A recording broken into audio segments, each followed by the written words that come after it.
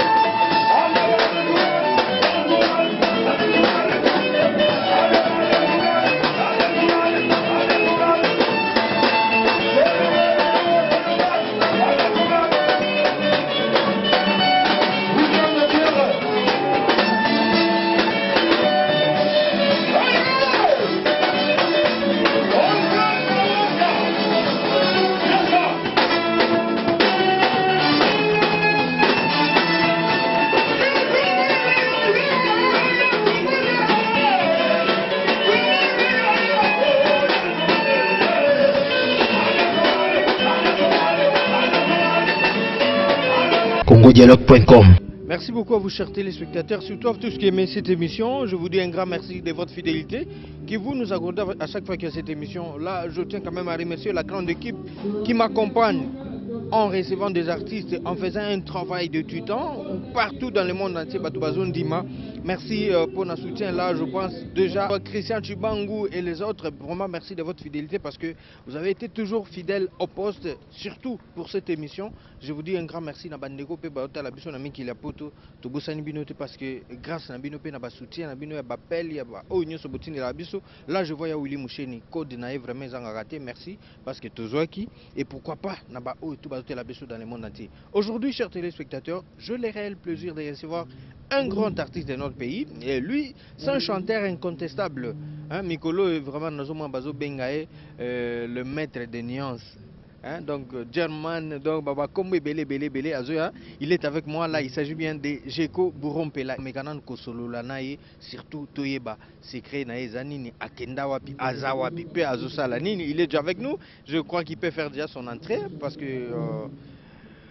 Merci beaucoup. Merci, merci Jeko. Sosa Nzila Sosa. Naleli. En direct naturel. Merci, bonne santé. Bon, en tout cas, ça va. Nangolo Tatanzaman Pongotole Nanfumo Kimbangu, ça va, tout va bien. Vraiment, tout va bien.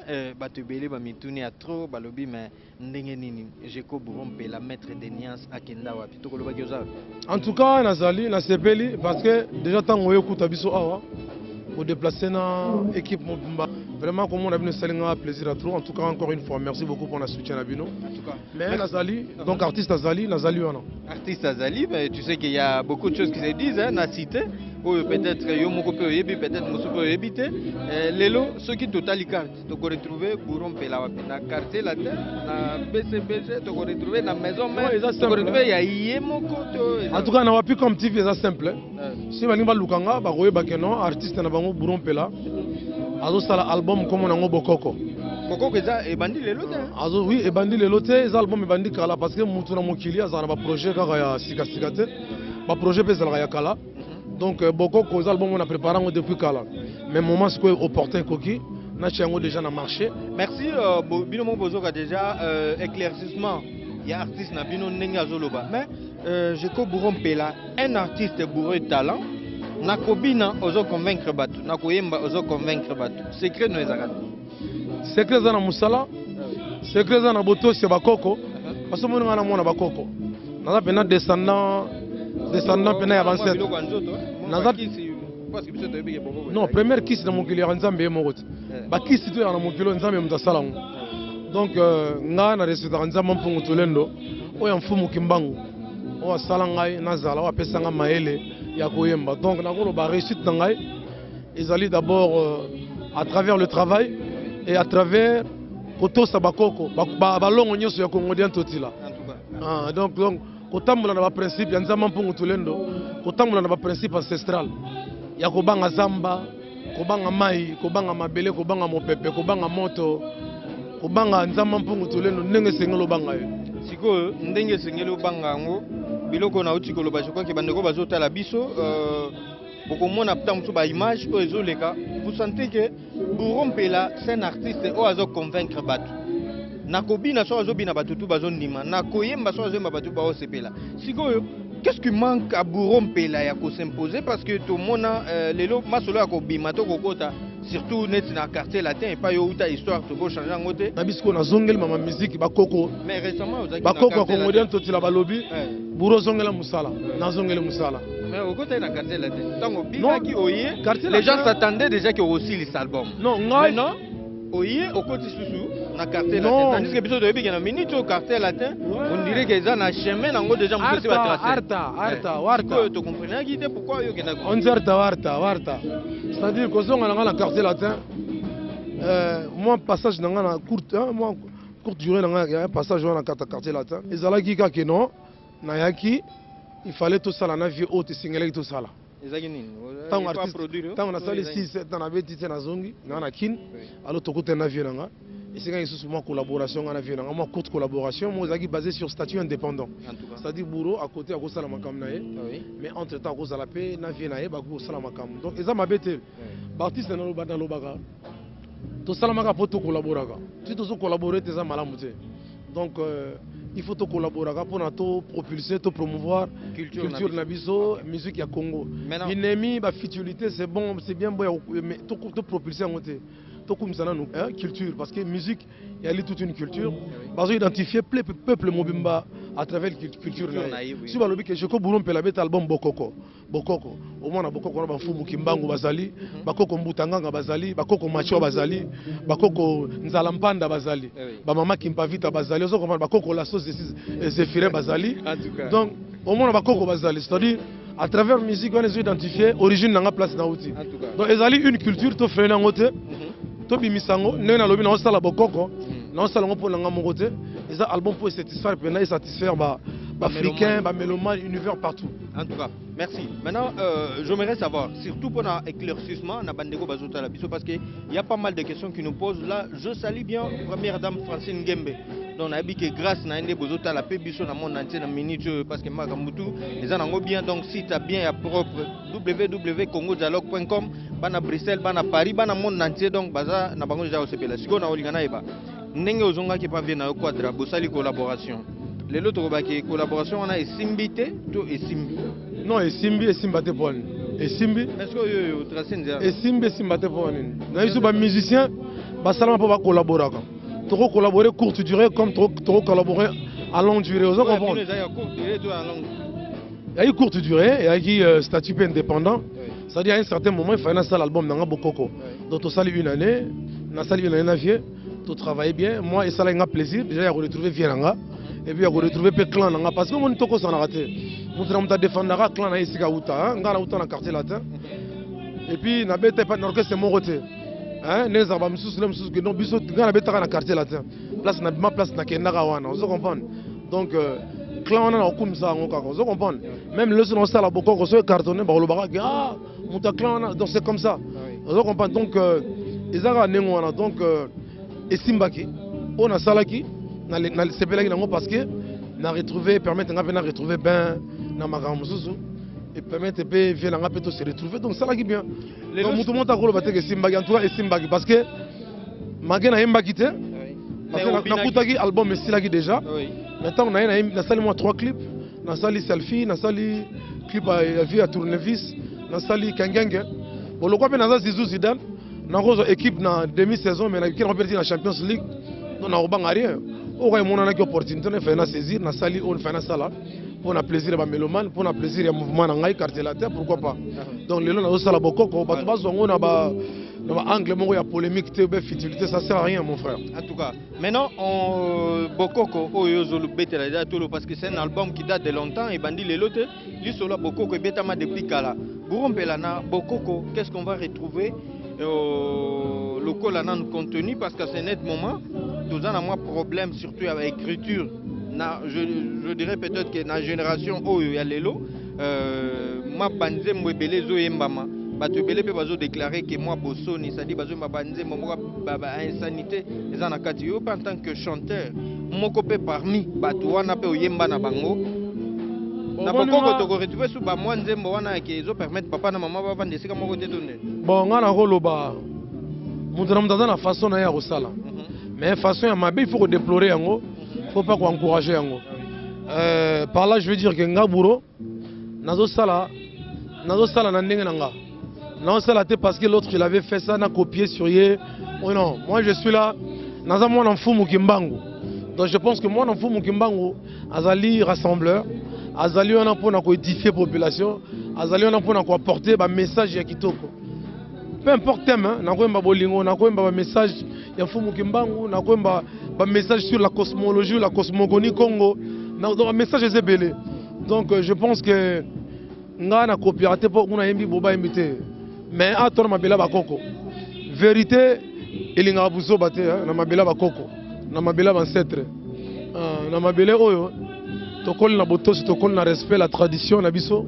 On nous a appris le respect, c'est-à-dire c'est quelque chose qui s'est transmis de père en fils, ça en panne. Donc dans ma famille quoi. Donc nga naza contre babiloko wana. Oh ça là on a ndenge na ye wana ye, mais nga naza mona mfumu kimbangu na bokoko. Un message à bien, un message à bien. Banzema bolingo zali. Tout d'abord. Banzema pe ya. Ezo sala ke mutayo kibe eko restaurer histoire na litoi ya Congo ezapé. Banzema on appelle zali.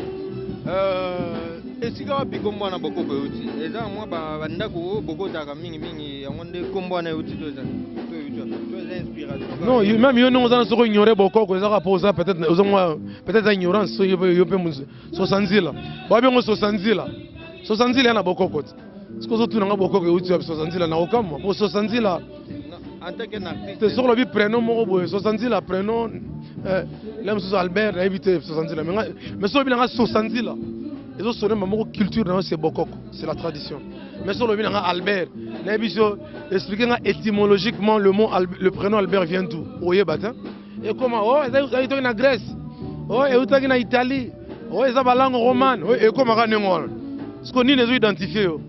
Sosanzila auto Albert ou Alfonso. Donc ça c'est la tradition. Donc na bokoko, nous valoriser coutume, la valeur de la civilisation na biso. Mais sans pour autant tous à la contre la civilisation mususu. Naza contre la valeur ya ba français te ya ba chinois te ya ba nini te mais nazali pour la valeur na biso.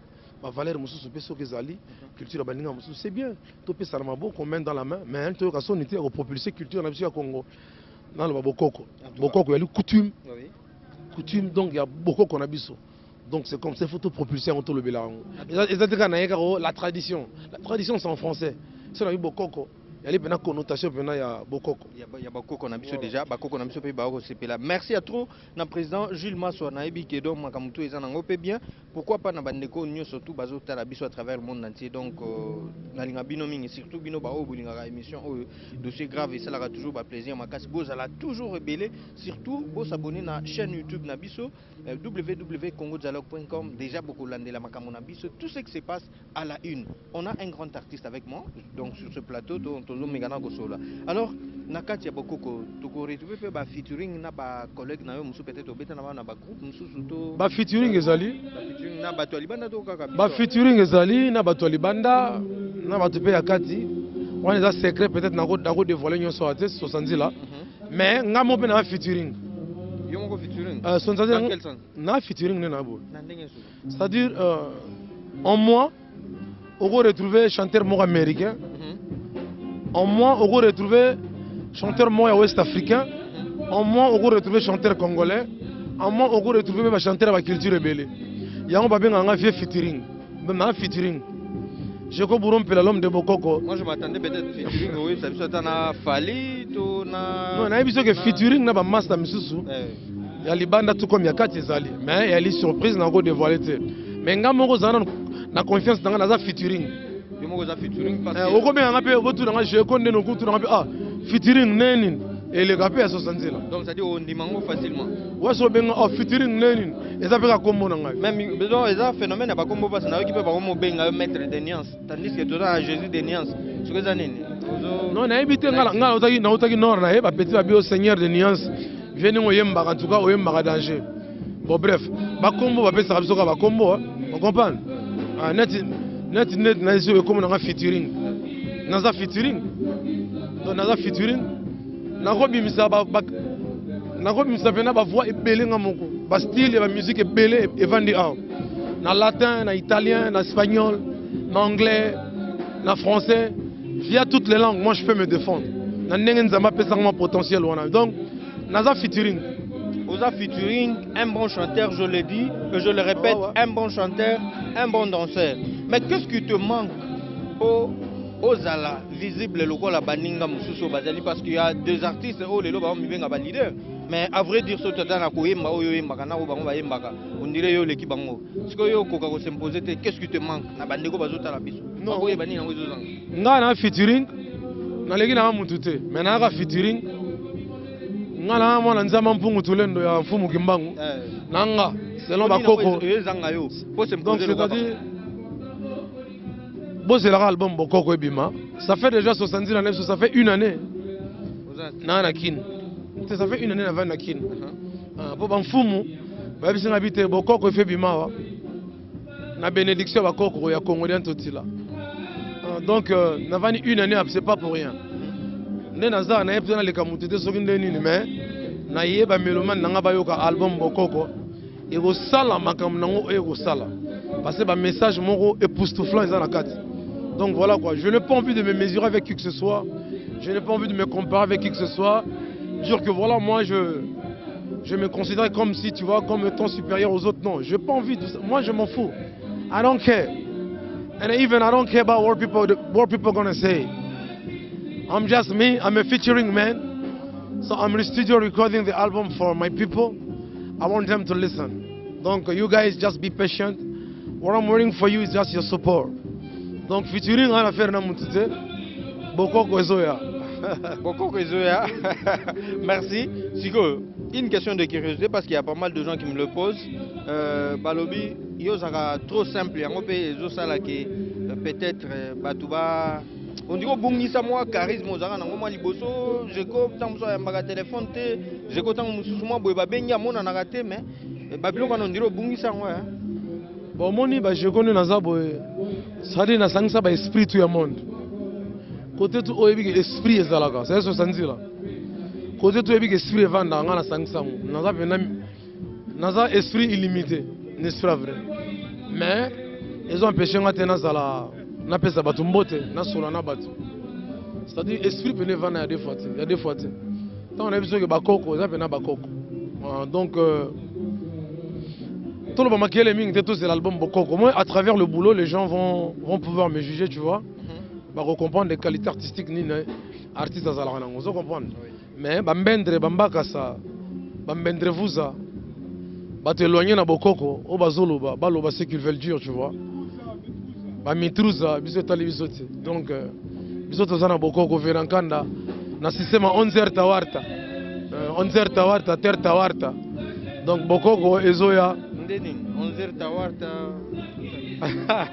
na bater mona ndeni on za Bokoko 11h tawarta terre tawarta on za Bokoko ndeni ngolwa on za Bokoko ils ont englobé va faire tout warta ils ont englobé va faire tout. Merci. Alors je crois na bandeko bazota biso déjà baza plaisir à trop parce que kozala na yo na émission déjà ça la et puis ça comme elingi moko bo je ne sais pas moi nini okoki pe ko convaincre bandeko surtout na bokoko ata mo niasi moko muke ya bokoko parce que voix na yo il manquait bango pe moi ça fait longtemps hein. Ya dodo, ya dodo, c'est toi mon oreiller, oreiller, c'est toi mon oreiller. Beauté na yo pesa trop revalorisante, requête nangai, tu inverses ta parole, na pesa mbongo bébé akoba nangai, pour la première fois, mon père a commis na zemia moi aussi. Fanatique eleki ngana komi zoba ya dodo ya dodo c'est toi mon oreiller. Merci à Dodo. Siko jeko nalia kana tuna tango na ye awa na ba répétition na moni yo be boro oya koloba loba oya koloba loba oya koyoka yoka sagesse bakoko na biso. L'héritage qui nous a été légué, fait pour être partagé. Yina kezi bula meso ya ni mona macheleka. Baoyo basakani na baindo. Vuluziki mbangu eza bokoko. Ya Germane, moto na kata mabele. Eza bokoko, moto na kata mai. C'est ça bokoko. L'homme qui se trouve dans le vent. Voilà. Testament. Bakombo ebele zo bakisa makaka. Siko bakombo ebele zo bakisa makaka. Siko na lobby tango na ye awa na kuto zo beta moi répertoire na bino ya vie na bino siko uta. Trop tard ça peut pas te causer des ennuis.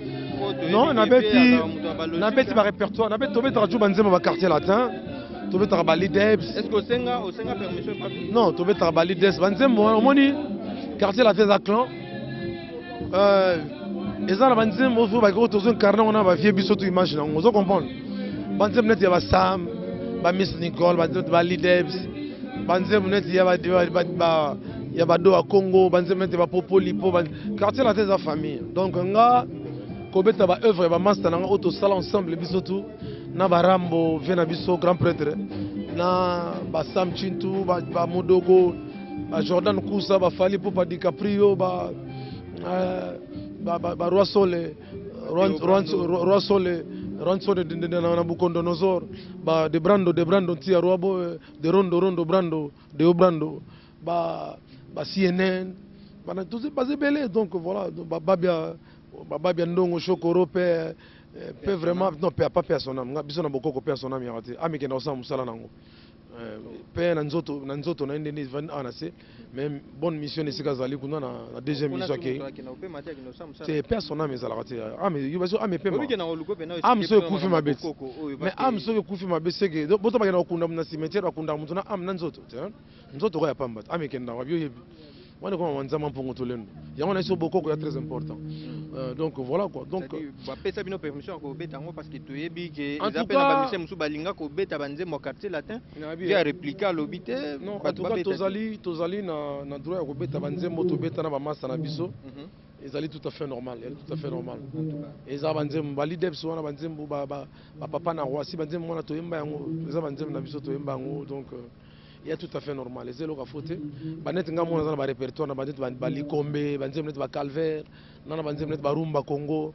Unjono yero seduto sent baila de Rumba Congo. Banzem mona zali, banzem ba Isha. Ndatu na wenda mama didiola. Naluka mama kwangami yo Aisha. Banzembo zali, banzembo ba Kamul Interiali, banzembo ba Daouda Mouchoko zali, banzembo zebele, il y a beaucoup de chansons, tu vois. Banzembo va finir sur Mangro Koto, le grand prêtre formateur de tous les idoles. On se comprend na kata Congo, atika be ba chan belé. En tout cas, donc papa mbatika banzembo zali, batabule batika banzembo, donc c'est tout à fait normal. Toujours défendre la culture à Congo. Donc tout le monde a monopolisé la culture, non, toujours défendre la culture à Congo. Donc voilà, c'est dans ce sens-là.